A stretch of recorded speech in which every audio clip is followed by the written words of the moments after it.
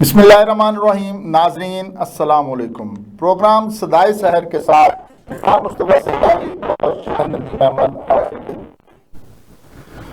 ناظرین، ملک میں ایک طرف سیلاب کی تباہ کاریاں ہیں تو دوسری جانب سیلاب متاثرین کے نام پر کھلی دکانداری ہیں، جبکہ پیپلز پارٹی کے چیئرپرسن بلاول بھٹو نے حکومت سے کاشتکاروں کی فوری مدد اور زرعی قرضوں اور بجلی کے بلوں کی معافی کا مطالبہ کر دیا. اس آزمائش کی گھڑی میں بھی سیاست میں اکھاڑ بچاڑ کی جا رہی ہے. ایک کو بے دریغ نوازا جا رہا ہے تو دوسرے سے بے دردی سے چھینا جا رہا ہے. اس اکھاڑ بچاڑ میں صدر ٹرمپ بھی پینترے بدلنے لگے ہیں تو پاکستان کیا کرے گا؟ ان سب پر بات ہوگی، لیکن آغاز سیلاب اور سیلاب متاثرین سے ہی کریں گے. جی شاہد ندیم احمد صاحب، ایک طرف سیلاب کی تباہ کاریاں تو دوسری جانب صدقہ خیرات کے نام پر دکانداریاں لگی ہیں. کیا خوف خدا بالکل ہی ختم ہو چکا ہے؟ ناظرین السلام علیکم. بہت شکریہ عرفان مصطفیٰ سرائی صاحب. سیلاب بیسیکلی آیا کیوں ہے؟ سب سے پہلی تو یہ بات ہے، سیلاب آنے اور پھر یہ جو آفات ہیں اور جو تباہ کاریاں ہیں، اس کے ذمہ دار نہ صرف جو ہے وہ حکمران ہیں بلکہ عوام بھی شریک کار ہیں. اگر حکمرانوں نے روڈا اور ڈیولپمنٹ اتھارٹی جیسے اداروں کو کھلی چھوٹ دے رکھی تھی تو عوام بھی اس میں شریک کار رہی. ان میں وہ ان روڈا اور ان ڈیولپمنٹ اتھارٹیوں نے جو بنایا ان کو خریداری کرنے میں، اگر انہیں پتہ ہونا چاہیے تھا کہ یہ جو اسکیمیں بن رہی ہیں یہ دریا کے اندر بن رہی ہیں. یہ دریاؤں کے اندر جب اسکیمیں نہ صرف یہ صرف یہاں پہ نہیں ہیں تو دوسرے جہاں سے یہ دریا آ رہا ہے وہاں نہیں بنی ہیں. ہر جگہ جو ہے ایک ایسا رواج ایسا سیلاب تھا ان اسکیموں کا کہ جس میں عوام جو تھے وہ بڑھ چڑھ کر جو تھے وہ شریک کار تھے، اور آج اس کا نقصان جو ہے وہ اٹھا رہے ہیں اور انگلیاں جو ہے وہ عوام کی حکمرانوں کی طرف اٹھائی جا رہی ہیں. سو اس تباہ کاریوں میں جہاں حکمرانوں کی نہلیاں اور ان کی جو ہے مفاد پرستیاں شامل ہیں، وہاں عوام نے بھی لالچ کر کے جو ہے وہ خود کو مروایا اور آج عوام مر رہے ہیں اور آج بھی ان کے مرنے پہ جو ہے وہ لوگ دکانداریاں چمکا رہے ہیں. صدقہ خیرات کے نام پر جو ہے وہ این جی اوز اور ایسے جو ہیں وہ پلیٹ فارم بن کر سامنے آ رہے ہیں جہاں پہ سیلاب زدگان آفت زدگان کو بیچا جا رہا ہے. لوگ اپنے نام پہ تنظیمیں رفاہی اور فلاحی ادارے اور بینر لگا کر اس کے تلے جو ہے وہ لوٹ رہے ہیں. اور اب ان سیلاب زدگان کو تھوڑے سے احتیاط، تھوڑے سے 4 دیگیں پکائی جاتی ہیں، $25,000 یا £25,000 کمایا جاتا ہے اور £500 لگایا جاتا ہے. اپنے جیبیں بھری جا رہی ہیں اور اس میں کوئی شک نہیں ہے کہ یہ جو صدقہ خیرات ہے یہ لٹیرے ہی سب سے زیادہ دیتے ہیں. بالکل اسی طرح جہاں حرام کی کمائی سے عمرے اور حج ہوتے ہیں، وہیں صدقہ اور خیرات سے اپنے محلات بھی تعمیر ہوتے ہیں. تو ہمارے ہاں یہ ستم ظریفی ہے کہ ایسا رواج ہے اور اس کو فروغ دیا جاتا ہے. اب وہ صدقہ خیرات کرنے والوں کو ہی چاہیے، سوچنا چاہیے. جن کے حق حلال کی کمائی ہے وہ تو ضرور کم سے کم سوچیں. حرام والوں سے تو امید بھی نہیں ہے اور نہ ہی ان کو روکنے کی ضرورت ہے. لیکن جو حلال کی کمائی ہے، جو واقعی صدقہ خیرات صحیح طریقے سے کرتے ہیں اور اس کو صحیح سمجھتے ہیں کہ اسے حلال کی کمائی سے ہی دینا ہے، اپنی محنت کمائی سے ہی دینا ہے، تو انہیں ضرور ان دکانداروں سے جو ہے وہ ہٹ کے یا تو خود دینا چاہیے یا ایسی چند تنظیمیں جو کہ واقعی رفاہی اور فلاحی میں اپنا نام رکھتی ہیں، اپنا مقام رکھتی ہیں، ان کا کریکٹر ہے، ان کا کردار ہے، ان کو دینا چاہیے تاکہ ان سیلاب زدگان تک، ان متاثرین تک جو ہے وہ امداد پہنچ سکے اور ان کا کوئی بھلا ہو سکے. اچھا شاہ ندیم احمد صاحب، یہ جو آپ نے بتایا روڈا اور ایل ڈی اے کا جو معاملہ تھا نا، راوی کے ارد گرد جو چلنا ان کا تھا، یہ 2020 میں اس کا روڈا کا انہوں نے کیا، جبکہ ایل ڈی اے نے اس کو منع کیا تھا۔ یہ جو روڈا میں بھی بیٹھے ہوئے ہیں یہ اور جو ایل ڈی اے میں بیٹھے ہوئے ہیں یہ پڑھے لکھے اور ڈیولپمنٹ کے ماسٹر جو ہے نا وہ وہاں پہ ایک بہت بڑی ٹیم ہے جو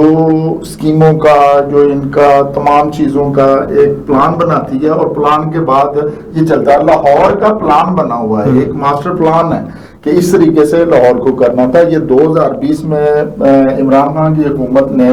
اس کو دریا کو جو سمجھ یہ لیا تھا کہ یہ دوبارہ کبھی بھی دریا اسی طرح سوکھ جانا اور نہر سمجھ کے یہ خالی جگہ پہ جو ہے وہ اس کو نہیں کرنا چاہیے تھا۔ حالانکہ ایل ڈی اے نے جو ماسٹر پلان میں بتایا تھا ان کو کہ یہ چیز جو ہے نا جب یہ دریا جو آتا ہے تو یہ کبھی بھی آ سکتا ہے، 10 سال بعد، 20 سال بعد، 25 سال بعد جب آئے گا تو وہ پھر تباہی لائے گا۔ تو وہی ہوا کہ ان کی جو تھی ان کی ریکویسٹ وہ نہیں انہوں نے مانی، اور پھر روڈا کا ایک اپنی ذاتی جو سیاسی لوگ بیچ میں ہیں انہوں نے ذاتی طور پہ یہ معاملہ کو لے کے آگے چلے، اور وہاں پہ ایک انہوں نے پلان بنایا جو کہ باہر سے جو ایڈوائزر تھے ان سے بنوایا، اور پھر وہ فیل ہوا کیونکہ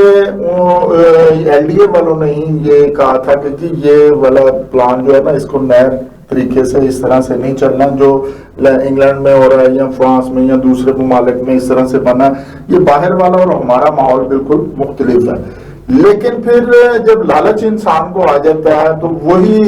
ان میں سے بہت سے لالچی جو مافیا ہے وہ ہمارے سیاستدانوں میں بیٹھے ہوئے ہیں، پھر ان کا ایک اتنا دباؤ ہوتا ہے کہ جس کی وجہ سے یہ دریا کو تو بالکل نہر بنا دیتے ہیں نا، اور پھر وہ انہوں نے کہا اچھا یہ انہوں نے تو پھر ایک بنائی پھر آپ کو ایک اور ہوا کہ جو دوسرے بھی تھے انہوں نے بھی اس کا پورا فائدہ لیا، اور وہ جو ایل ڈی اے والوں نے سے ملی بھگت کر کے پھر انہوں نے کہا جی یہ جو کما رہے ہیں تو ہم کیوں نہ کمائیں۔ وہی میں نے ڈیولپمنٹ اتھارٹی کی بات کی ہے نا کہ دونوں ہی یہاں ایک اور بڑی زبردست ہے عرفان سرائی صاحب کہ یہاں پہ نام اداروں کے بدل کے نئے ادارے بنا کے نئی فورسز بنائی جاتی ہیں، اور عوام کو تاثر یہ دیا جاتا ہے کہ اچھا وہ پچھلے جو آئے تھے نا انہوں نے یہ بڑی خرابی کی ہے، اب ہم جو آئے ہیں نا ہم ایک نئے منصوبہ لے کے آئے ہیں، اور حالانکہ اسی منصوبے میں نام بدل کے تبدیل۔ اچھا وہ جو عمران خان صاحب سے جب پی ٹی آئی سے پوچھا جائے تو وہ یہ کہتی ہے کہ جناب ہم نے کہا تھا کہ جو دریا کا ایریا ہے اس کو چھوڑ کے پشتوں کے پیچھے جا کے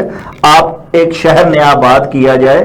اور اس پہ جو ہے یہ کی جائے، لیکن اور پھر وہ نام بھی دیتے ہیں ان وزراء کے جو آج کے وزراء ہیں کہ جناب انہوں نے اس وقت جو ہے یہ ہم پر دباؤ ڈالا کہ نہیں جناب آپ جو ہے وہ اس کو اس میں شامل کرو، ہم نے شامل نہیں کیا، یہیں سے ہمارے اختلافات بنے۔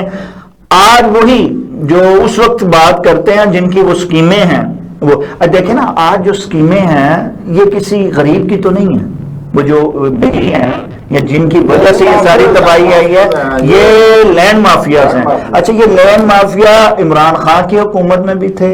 یہ آج کی بھی حکومت میں موجود ہیں، اور وہ بھی ان کی پشت پناہی کرتے تھے، آج کی حکومت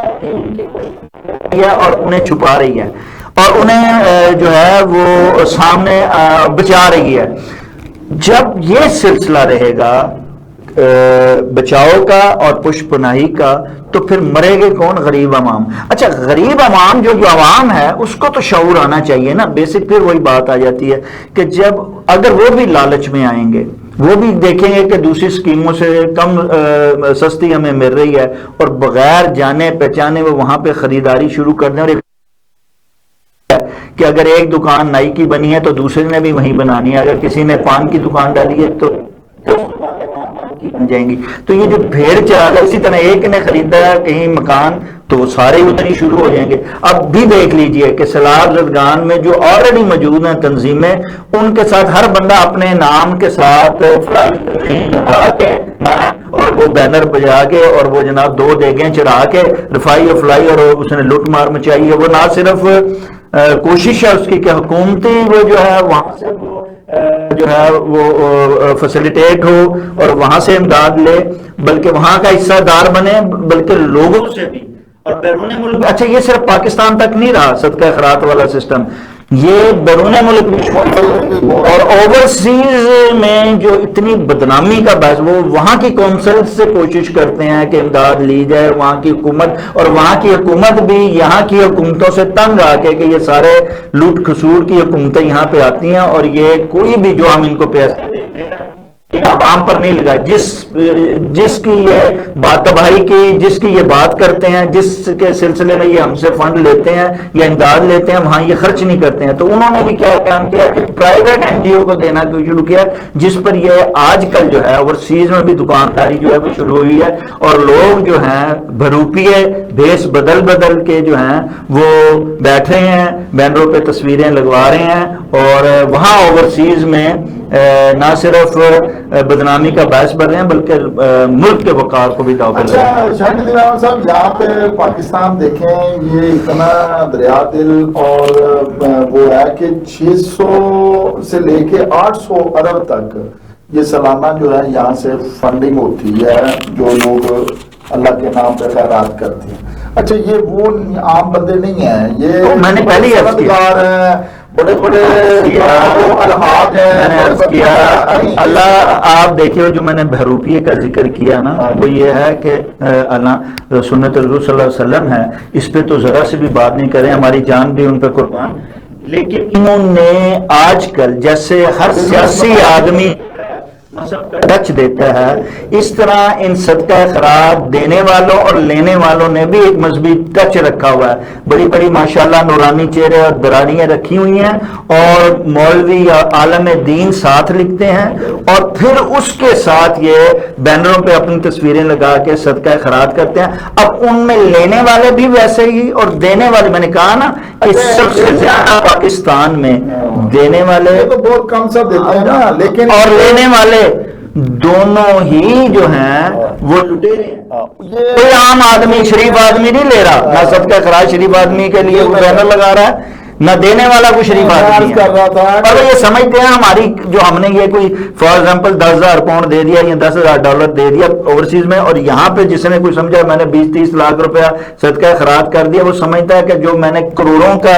کمایا تو لال ہو گیا۔ اسی طرح ہر سال عمرہ کر کے اسی میں سے یہ سمجھا جاتا ہے کہ گناہ بخش گئے،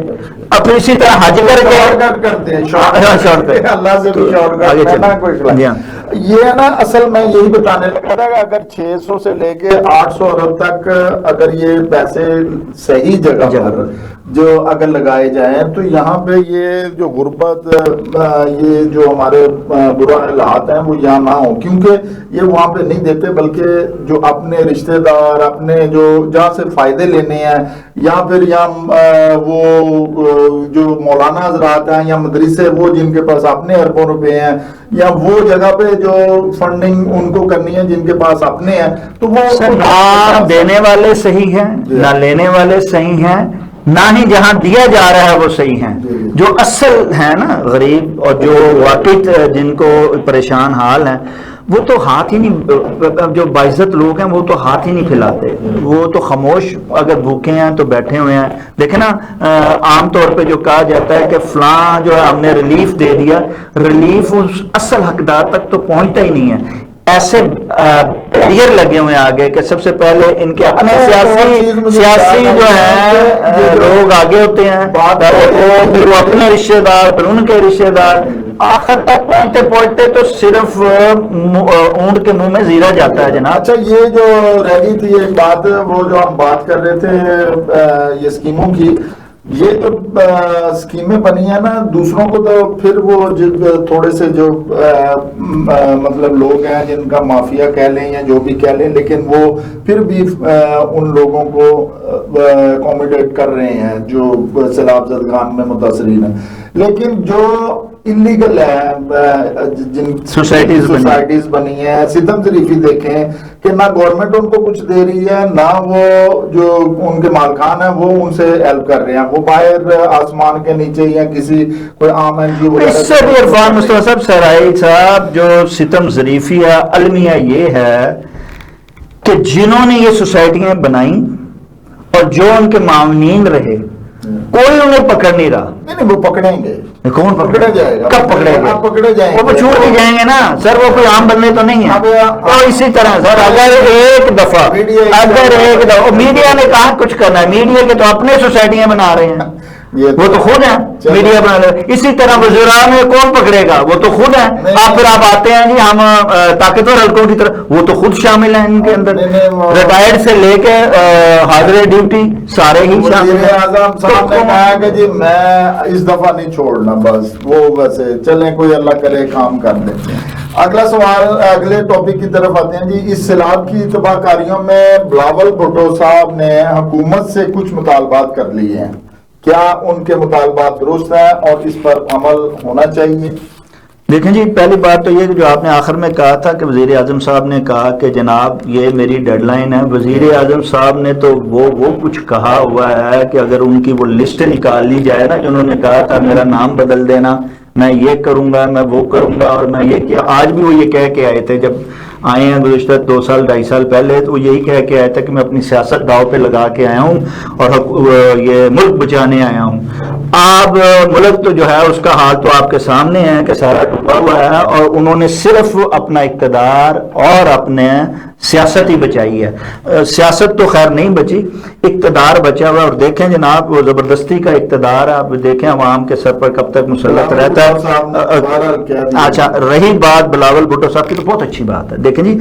کوئی اگر کہہ رہا ہے کہ جناب غریب کے منہ میں دانہ ڈالا جائے, کوئی کہہ رہا ہے جی اس کا بل معاف کیا جائے, تو لیکن اس کا آغاز کون کرے گا؟ دیکھیں وہ ایک صوبے کے ان کے پاس حکومت ہے, بلوچستان پہ بھی ان کا اثر رسوخ ہے, ان کی حکومت ہے. سر ان دونوں جگہوں پہ وہ کریں گے یہ باتیں؟ سندھ میں انہوں نے یہ گھر کا بنانے کا وہ سر وہ آپ اسی پہ تو نا وہ سیاست چمکاتے رہے, وہ کر دیا نا, یہ تو آغاز کر دیا. اسی طرح ہوتا ہے, چابیاں دی جا رہی ہیں جی, گھر دیے جا رہے ہیں, اور 4 آدمیوں کو گھر دے کے مجھے بتائیے اس میں سے کتنے سیاسی ٹھیکیداروں نے ان میں کمیشن کھائی ہے, انہوں نے کتنوں کو فائدہ. یہ تو منصوبے ہی وہی شروع کرتے ہیں جس میں کمیشن اور جس میں ان کا فائدہ ہوتا ہے. ورنہ وہ منصوبے دیکھیں نا, سڑکیں بنائی جا رہی ہیں, ہم نے پیرس بنا دینا ہے, کوئی کہتا ہے کہ ہم نے فرانس بنا دینا ہے, کوئی کہتا ہے کہ ہم نے انگلینڈ بنا دینا ہے. اور میری جان, اس کو پاکستان ہی رہنے دیں, اس کو لاہور ہی رہنے دیں, اس کو فیصل آباد ہی رہنے دیں, لیکن یہاں پہ جو غریب ہے اس کی جیب بھریں, اس کی آمدنی میں اضافہ کریں. جو ان شہروں کے اور ان گاؤں کے ان قصبوں کے جو پڑھے لکھے نوجوان ہیں ان کو روزگار دیں. لیکن یہ کیا کریں گے, وہ کام کریں گے جو دکھاوے کا ہے. یہ ٹرینیں نہیں لے کے آئیں گے, یہ برج بنائیں گے, یہ سڑکیں بڑی بڑی بنائیں گے, لوگوں کو دکھائیں گے یہ ہم نے کام کیا, لیکن اس کے گھر میں کیا کریں گے جی, لیپ ٹاپ دیں گے, اسکوٹری دیں گے, اس کو آٹے کا توڑا دیں گے جناب. اور یہ غریب اور مسکین اور کاسا گھر بنایا جاتا ہے, کسی کو خود کفالت کی طرف نہیں. نہ اس ملک کو لایا جا رہا ہے, نہ یہاں کی عوام کو لایا جا رہا ہے کہ خود کفیل کیا جائے. اس ملک کے عوام یا یہ ملک اس وقت خود کفیل یہ سڑکوں سے نہیں ہوگا, یہ کبھی بھی کاسا گری سے نہیں ہوگا, یہ خود کفالت سے, خود انحصاری سے ہوگا. یہ عام بندہ ایک بار جو باشعور ہے, جس نے ابھی 5ویں 10ویں کلاس کا پڑھا ہوا بچہ بھی جانتا ہے, یہ حکومت والے جانتے ہیں لیکن یہ کریں گے نہیں. کیوں کہ اس عوام کو جب خود انحصاری آ گئی, خود کفالت آ گئی, تو پھر یہ کیسے ان پہ حکومت کر سکیں گے. تو ضرورت اس امر کی ہے کہ عوام جو ہے وہ اس طرف آئے. عوام جب تک اٹھے گی نہیں نا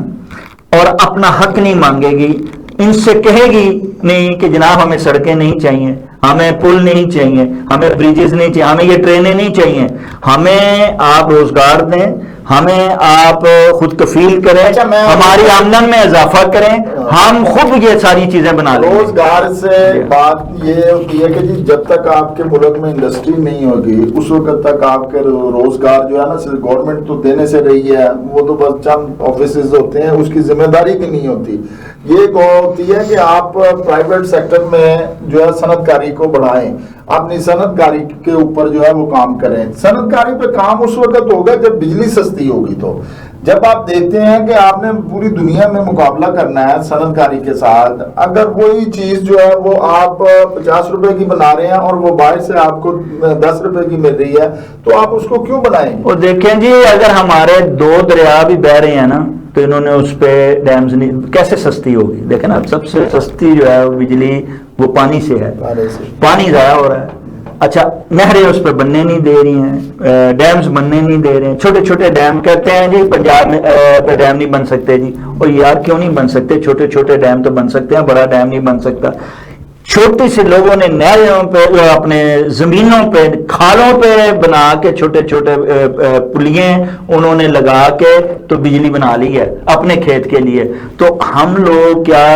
یہاں اس پنجاب صوبے کے لیے کیا ہم بجلی نہیں کر سکتے؟ یا اسی طرح ہر صوبہ چھوٹے چھوٹے ڈیم بنا کے کیا وہ اپنے لیے بجلی کو سستی نہیں کر سکتا؟ میں نے بتایا نا، اس کو خود کفیل بنانا ہی نہیں ہے۔ جیسے گورے نے اس یہاں کے لوگوں کو اپنا غلام رکھا ہے، یہی کچھ وہی نظام جو ہے وہ لے کے یہاں نظام بدلے گا، اور وہ کون بدلے گا؟ عوام بدلے گے۔ جب تک میں وہی تو کہہ رہا ہوں نا، یہ تو سارے وہ نظام آزمائے ہوئے لے کے آ رہے ہیں جن نظاموں سے عوام کو غلام بنایا جاتا ہے۔ یہ ویسا نظام کبھی بھی نہیں لیں گے آئیں گے جس سے جو عوام ہے۔ اچھا بلدیاتی نہیں کیا اور یہ مجسٹریٹی نظام لے آئے ہیں، اور وہی پھر دوبارہ شروع ہو جائے گا جی افسر شاہی۔ اس ملک میں نہ نظام بدلنا ہے، نہ اصلاحات آنی ہے، نہ ہی غریب کو خوشحال کرنا ہے، نہ ہی غریب کو شعور دینا ہے۔ اور دیکھیں نا اب اس جو یہ سیلاب آیا ہے اس میں سارے اسکول بہ گئے ہیں، اس میں تعلیم آگے کوئی نہیں جا رہا۔ کئی لاکھ کروڑ بچے جو ہیں وہ باہر ہیں اسکولوں سے، آگے سے پھر اسکول بہ گئے ہیں، ہاسپٹل بہ گئے ہیں، یہاں علاج کیسے ہوگا؟ تو جو حکومت، میں تو حیران ہوتا ہوں کہ کتنی بے شرمی سے یہ آ کے دعوے کرتے ہیں کہ جناب ہم خوشحالی کی راہ پر گامزن ہو گئے ہیں، ہم ملک کو کھڑا کر دیا ہے، ہم ملک کو لے کر آگے جا رہے ہیں، ہمیں 5 سال ہم اور 10 سال میں یہ کر دیں گے، اور ہمیں 10۔ میں تو کہتا ہوں ایک دفعہ یہ جو یہ ہمارے طاقتور حلقے ہیں خدا کے لیے، وہ ایک دفعہ کسی کو بھی ان کو ہی 5 سال کرنے دیں اور پھر ان کی کارکردگی عوام دیکھیں۔ اچھا پھر بلکہ 5 سال کیا، یہ 10 سال مانگتے ان کو دیں اور ان کو دیکھیں کہ یہ کیا کریں۔ کچھ نہیں ہوگا ان سے، یہ وہ لوگ ہیں جو آزمائے ہوئے ہیں، یہ 35 سال سے اقتدار میں ہیں۔ یہ نہیں صرف یہ پیپلز پارٹی، اپنا مسلم لیگ نون اور تحریک انصاف بھی خیبر پختونخوا میں،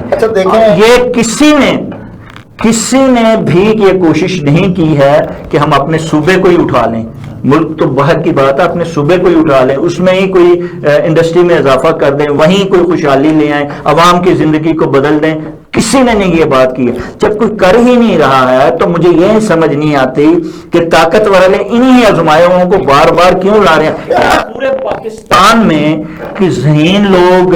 یا محب الوطن لوگ یا ایسے باصلاحیت لوگ بالکل ہی نہیں رہے ہیں کہ جنہیں آپ اقتدار میں لا کے ان سے جو ہے وہ کوئی ملک کو آگے لے جا سکیں، جو واقعی مخلص ہوں۔ کوئی ایسی ٹیم لے کے آئی جائے صوبہ میں بھی، وفاق میں بھی۔ بار بار ہم جو مقتدرہ کا بات کرتے ہیں یہی غلط چیز ہے کہ ہم انہیں کیوں کہتے ہیں۔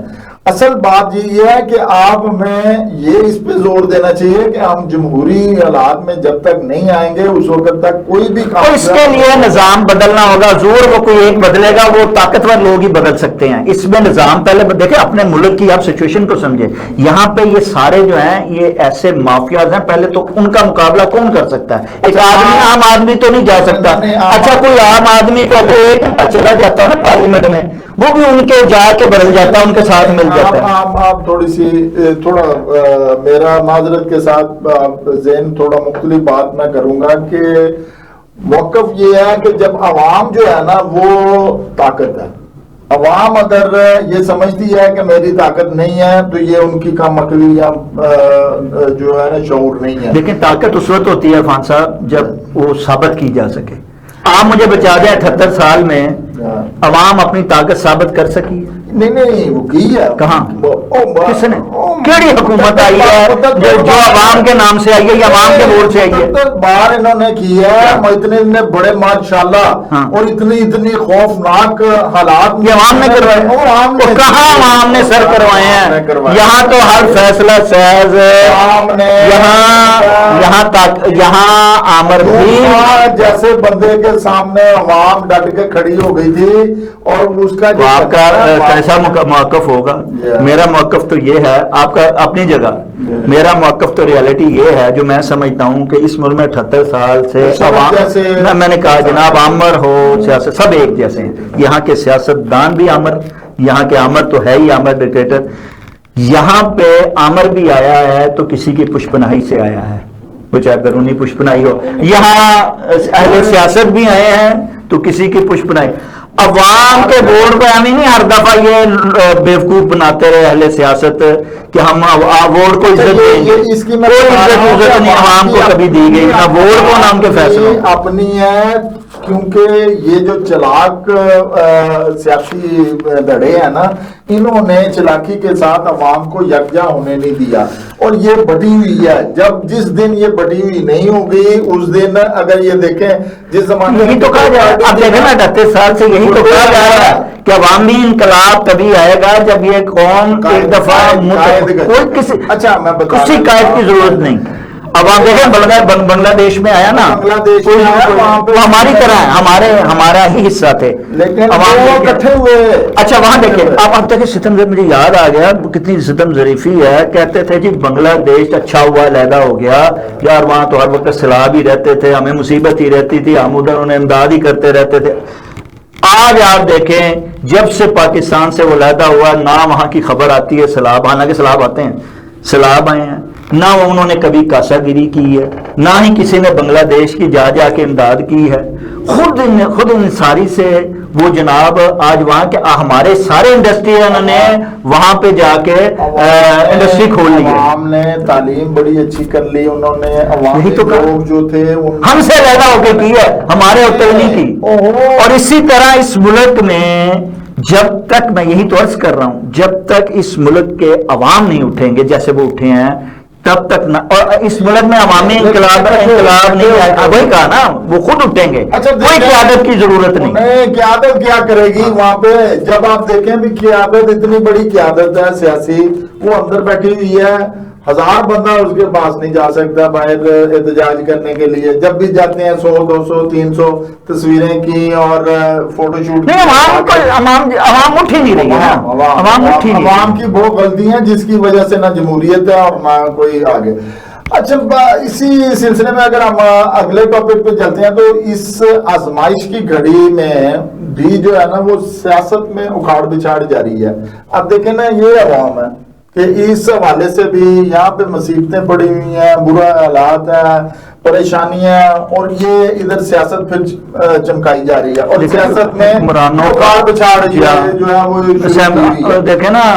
ایسا کیوں ہے؟ دیکھیں جی یہاں ہر دور میں ایسا ہی ہوا ہے کہ ہر دور میں جو بھی طاقتور حلقہ ہے، جو بھی اپنے اشیر بعد سے جن لوگوں کو لے کے آیا ہے اس کو اکثریت دلائی گئی ہے، اور جو اس کے مخالف اپوزیشن ہے اس کو توڑا مروڑا گیا ہے، دیوار سے لگایا گیا ہے، دبایا گیا ہے، بکھیرا گیا، مائنس کیا گیا۔ اب بھی وہی روش جاری ہے، ہم کچھ سیکھ نہیں رہے، نہ اہل سیاست سیکھ رہے ہیں، نہ اہل مقتدرہ سیکھ رہے ہیں، کوئی بھی نہیں سیکھ رہا، وہ بھی آزمائے ہوئے فارمولے آزمائی جا رہے ہیں، آزمائے ہوں کوئی لائی جا رہے ہیں اور عوام پہ مسلط کیے جا رہے ہیں، اور عوام بھی جو ہے اس نے بھی کچھ سیکھا نہیں ہے کہ یار یہ لوگ آتے ہیں، ہم ایک دفعہ تو یار اٹھ جائیں، ایک دفعہ تو نکل کے اپنی مرضی کا فیصلہ منوا لیں، ایک دفعہ دیکھیں ساری چیزیں ہو رہی ہیں نا، بار بار ہو رہی ہیں، عوام بھی ایک دفعہ اٹھ کے اپنا 4 آدمی جو ہیں، آپ ہزاروں کی بات کر رہے ہیں، 10 آدمی جب سڑک پہ لیٹتے ہیں تو کوئی ٹینک نہیں گزرتا، کوئی گولی نہیں چلتی، لیکن عوام جو ہے نا وہ شعور لے کے جب نکلتے ہیں تو جتنے بھی جب فوٹو شوٹ کے نفرت کرنی ہے تو وہ پھر اس طرح سے نہیں ہے، یہ تو ہوتا ہے درد دل کے ساتھ، آپ اپنے ملک سے، اپنی عوام سے،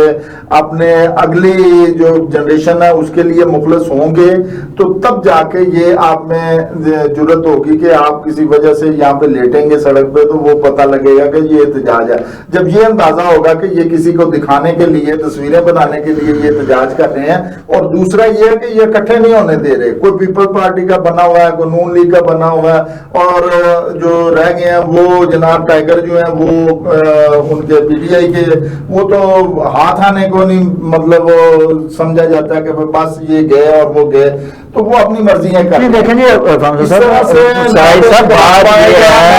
دیکھیں من مانی سے نہ ہی حکومتیں چلائی جا سکتی ہیں، اور نہ ہی خوف و ہراس یہ سے نا اسی طرح حکومت چلے گی پھر، جیسے کہ وہ انگریز یہی کہا نا، اور وہ ادھر ہی لے کے آ رہے ہیں، اور انہوں نے میں وہی کہا نا، یہ منمانی سے نا، منمانیوں سے اپنی یہ نہ تو یہ چلے لیکن گی، اس کا نقصان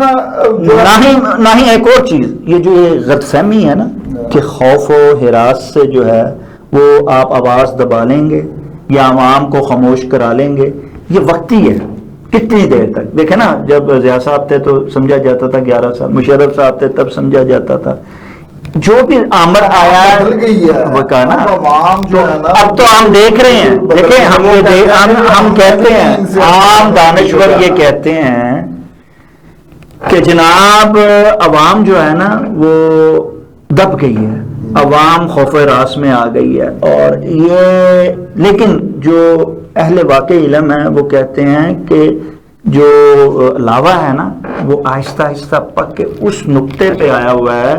کہ جہاں پھٹنے کی ایک دم سے کچھ چیزیں جو ہوتی ہیں وہ ایک دم سے ہوتی ہیں، وہ ایک دم سے ہوگا، اور پھر وہی چیز جس کے سارے متلاشی ہیں وہ عوام کے سامنے بھی آ جائے گا اور دوسرے لوگوں کے بھی سامنے. لیکن جو بھی ہو رہا ہے، اگر یہ حکومت اس طرح سے کر رہی ہے، مقتدرہ کر رہے ہیں یا عوام نہیں اٹھ رہی، اس کا ان کا جو آخر جو نقصان ہے وہ پاکستان کو ہو رہا ہے. اور پاکستان اس حالات میں جو ہے نا وہ دنیا اس چیز کو دیکھ رہی ہے کہ یہ متحد نہیں ہے، یہ انتشار کا باعث ہے، سیاسی لحاظ سے بھی انتشار ہے، معاشی لحاظ سے بھی یہ ڈاؤن جاتے ہوئے نظر آتے ہیں. اور جب یہاں آپ ڈاؤن نظر ہوتے ہوں گے تو دنیا اس چیز کو جو ہے نا وہ آپ کی طرف توجہ نہیں دیتی. اسی وجہ سے آج ہم کبھی چین کی طرف جاتے ہیں، کبھی امریکہ کی طرف جاتے ہیں، کبھی ہم روس کی جانب نظریں بڑھاتے ہیں کہ یہ بڑے ہیں اور ہم ان کے ساتھ جڑے تاکہ ہمیں کوئی نقصان نہ دے سکے، یا ہمارا جو